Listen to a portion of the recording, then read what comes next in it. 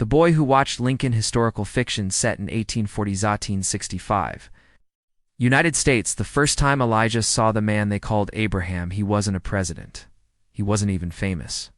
He was just a tall stranger with a soft voice and rough hands.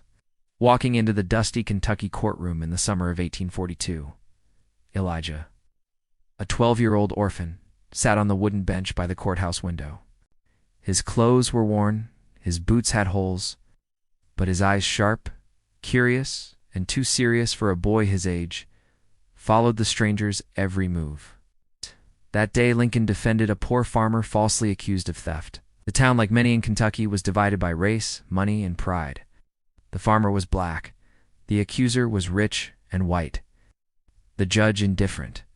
But Lincoln stood tall, his voice calm and firm. He presented the facts simply, using stories instead of accusations. He didn't shout, he didn't sneer. He simply made the truth so clear that even the proud accuser flushed with shame. Elijah didn't blink once. When the case ended and the farmer walked free, Lincoln turned to leave. But as he passed by the window, he paused. His eyes met Elijah's, dark, intense, and silent. He gave a tiny nod.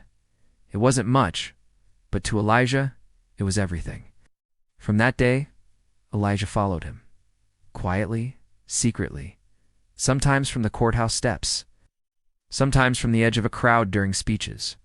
He never spoke to Lincoln, never introduced himself. He just watched. Lincoln moved to Illinois. Elijah followed.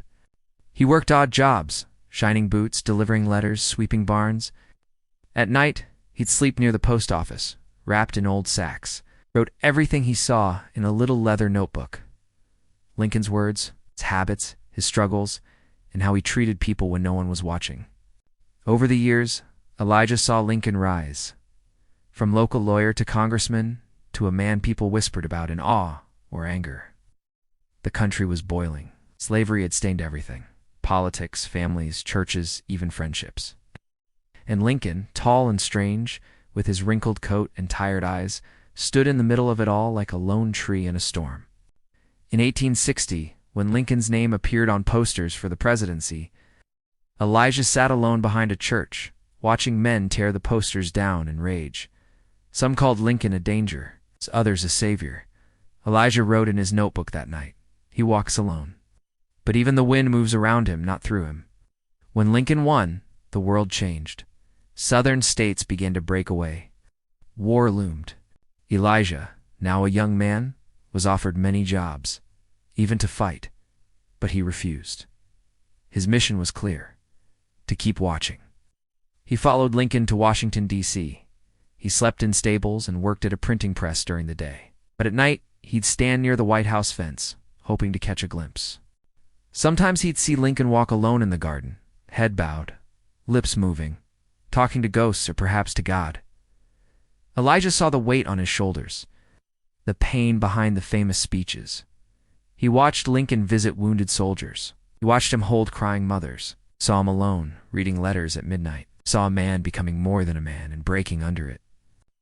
One night in 1863, after the Emancipation Proclamation was announced, Elijah stood outside the War Office. He watched Lincoln emerge, shoulders slumped, eyes hollow. Elijah stepped out of the shadow for the first time. Lincoln saw him, and this time he did more than nod. He walked over. "You've followed me for years," he said softly. "I don't know your name, but I've seen you. Always at the edges, always quiet." Elijah's heart pounded. "I'm Elijah." Lincoln looked at him for a long time. Then he said, "Thank you, Elijah, for watching, for remembering." It was the only conversation they ever had. But it was enough. Elijah kept writing. He documented Gettysburg, wrote about Mary Todd Lincoln's quiet grief, about the telegrams, the generals, the death counts, he wrote. When Lincoln walked into hospitals, kissed children with amputated limbs, and whispered, "You are free now." And then came 1865.